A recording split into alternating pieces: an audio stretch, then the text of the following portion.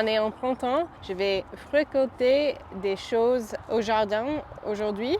C'est grâce à notre jardin en permaculture qu'on peut récolter des choses en printemps parce que c'est maintenant qu'on commence typiquement les choses comme les radis, les laitues, les pommes de terre et tout ça, mais dans un jardin de permaculture, on ne tourne pas la terre, donc on a beaucoup des plantes qui poussent avant les autres. Il y a une plante de souci qui était là l'année passée et ça a commencé à pousser cette année. Donc j'ai laissé la plante toute l'année et je peux utiliser les fleurs dans un thé ou on peut manger les feuilles dans une salade. Donc ça ajoute un petit peu de couleur. Donc je vais les garder. Ça, c'est le deuxième récolte que j'ai fait cette année, donc c'est cool.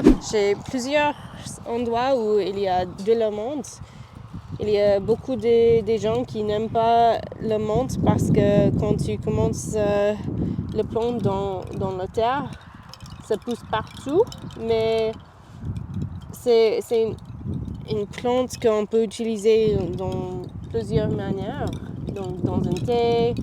Maintenant, j'aime de le couper finement dans une salade et ça ajoute un peu de quelque chose qui sont fraîches. Et c'est aussi important pour les autres plantes, c'est de combattre des bêtes. Je pense que j'ai 5 ou 6 endroits dans le jardin. On a assez d'espace aussi. Par exemple, le coin sud là, il y a plusieurs gens qui n'aiment pas le coin sud aussi parce que ça pousse partout et c'est difficile de éradiquer, ça c'est un mot aussi. Mais c'est une plante qu'on peut utiliser dans une méthode qui s'appelle chop and drop en anglais. Et pourquoi pas de ne pas avoir quelque chose qui est verte, qui peut aller dans le compost. Et aussi, il y a des jolies fleurs pour les abeilles. Juste récolter quelques feuilles ici. Ça va être pas assez pour une salade entière, mais c'est aussi cool qu'on peut juste récolter quelques feuilles et laisser la plante pousser un petit peu plus. Traditionnellement, les autres coupent coupent le laitue comme ça et la plante pousse une seule fois. Mais si on laisse la plante comme ça, on peut récolter plusieurs fois. Donc la plante continue à pousser. Donc si on laisse les plantes tranquillement, on peut avoir plus de laitue si on juste coupe la plante entièrement. C'est la même chose avec le côte de bête. Ça c'est une plante qui j'ai commencé l'année passée et j'ai le laissé et ça recommence à pousser. On peut voir le tronc ici. Donc j'ai fait quelques récoltes cette année aussi. Et si on juste coupe les feuilles comme ça, on peut juste laisser la plante comme ça et on peut avoir une récolte plusieurs fois. Si les feuilles sont un peu mangées par les bêtes, ça c'est ok.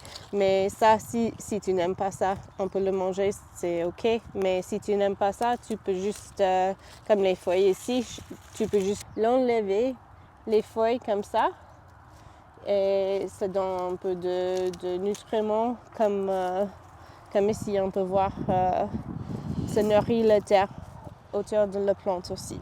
On peut récolter quelques feuilles ici. Ça c'est en anglais c'est collard greens. Ça commence avec une C mais j'ai oublié le nom. Le même avec le ciboulette. Je préfère d'avoir une paire de ciseaux mais si on laisse les fleurs ouvrir. Les cannes, elles deviennent rigides, non? Oui, exactement. C'est comme du bois après. Ouais. C'est pas cool de manger comme ça. Donc, si tu coupes avant les fleurs ouvrir, tu peux juste couper tout et avoir une autre récolte après. Donc, j'ai pas des ciseaux, donc je twiste comme ça. C'est pas facile, voilà.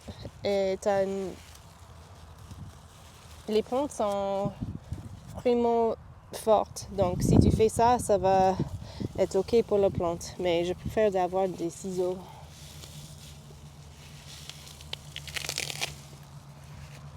Ça c'est, je pense que j'ai plusieurs plantes de ciboulette dans le jardin. Ça c'est la deuxième récolte cette année. Voilà. Donc, la plante va nous donner une autre récolte dans quelques semaines aussi.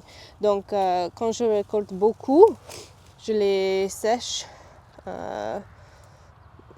Presque tout, les fleurs, la ciboulette, les autres herbes. Donc, je peux avoir un peu des herbes fraîches, mais aussi des herbes qui sont séchées aussi.